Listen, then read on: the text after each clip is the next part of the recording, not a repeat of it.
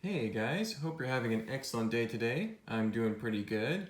I want to start this fourth Castle Build Log off by saying thank you all for the great response on the previous videos. I was kind of blown away by all the nice comments, all the people who are watching and liking. It's past my expectations and more, so I wanted to say thank you. A lot of those people who have been interacting are some of my old friends. It's really great to hear from them, but a lot of people are just brand new, never contacted them in any way before, and just great to hear from you all. So I'm also enjoying this quite a bit. I think it's keeping me a lot more active. It keeps me consistently building, which is great because it's very easy to set this aside when you're busy, you got school and work.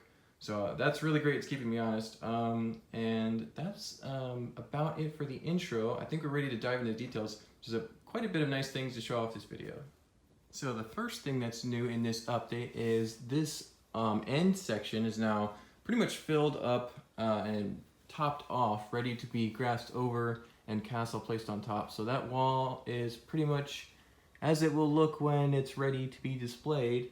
The cave is as it was in the last video, but over here you have a second cave and the beginnings of the dungeon and underground areas of the castle. So you have a forester unfortunately captured by the evil owners of the castle, and his comrade here is breaking him out with a pickaxe, so we'll see how that adventure unfolds. But yeah, so no actual entryway, just a false set of stairs. I will have, hopefully there's a tower placed over here and a little trap door for imaginary entry when it's done. But that's that side kind of capped off, and we can kind of move into the middle section here. And in this older middle section, I've managed to finish off the top a little bit more to my liking. It's now kind of matching the other middle section here, so it's got the similar height. It'll be flush when it's all finished over. And most importantly, the waterfall is installed. I think it looks pretty good, pretty much from this angle, kind of in between, because if you look at it head on, it kind of looks a little blocky, but not too bad. It still is passable, but I think the best angle is at a slight, different degree right there. It is removable. Let's see if I can take it off without busting it on. Yeah, here we go. So it comes right off. It's pretty sturdy. Planning on putting this in a bag or wrapping it. And you can now, the entryway is a little obscured as well. Let's see if I can insert it here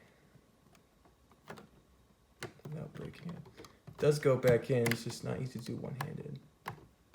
Anyway, it does fuse back in pretty well when I have two hands to access it, but that is now complete, so I will be filling in the rest of the studs. I had a friend of mine help me with this pad, and I was able to do this pad when we were watching some TV the other day, but this middle section will be filled in shortly, and it will be pretty much ready to go from there. And for the third section of work that was completed, I got a little bit of rock work done over here, so that attaches right in there, just like the other ones, and it will merge this way when I get more work done. I also added a little bit of greenery here on the shore, showing where the beach ends and the grass begins. So hopefully that needs to be snapped down more securely. Anyway, this will all kind of go up to this plateau here, this kind of middle area plateau continuing here, and then it'll rise up again to the full height of this mountain plateau up here.